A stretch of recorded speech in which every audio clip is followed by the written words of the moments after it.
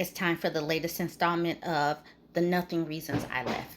Men are quick to let us know that women file 80% of the divorces, but why?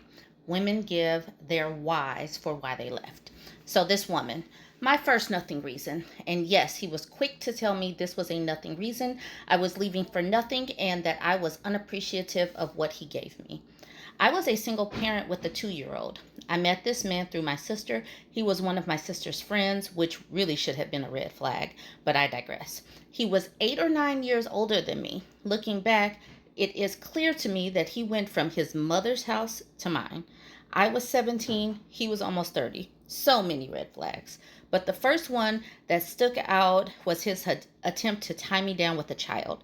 When that didn't work, he pushed for marriage. He preyed on my fears and desire for respectability in the tiny Republican town we lived in. We got married and he changed virtually overnight. He already had made comments about how women were icky and overly emotional. Turns out his contempt for women was not simple chauvinism. Oh no, he then began to find issue with our intimate life, claimed that I was too needy for actually wanting sex, that there was something wrong with me. Eventually, I got sick of this and started to distance myself from him, coming up with my exit strategy and determining how I was going to extricate myself from this mess I got myself into.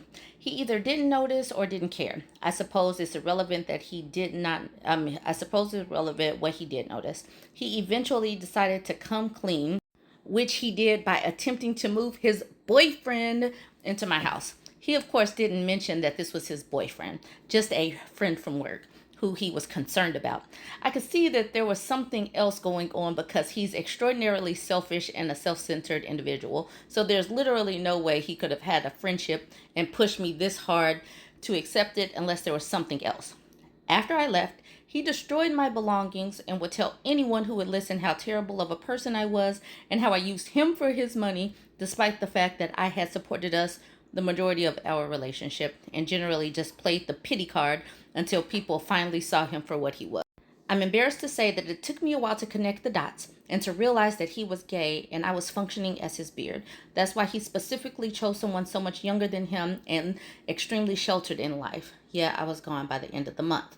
You guys can read the rest of this if you want to, so pause. She wants to let us know that at this point she was 18 and he began bringing up this dude to me as a coworker. I didn't think anything of it until he wanted him to live with us. So you can finish reading the rest of this, but this is exactly why they go after young women who are naive. Please protect young women. And if you're young and a woman, please don't fall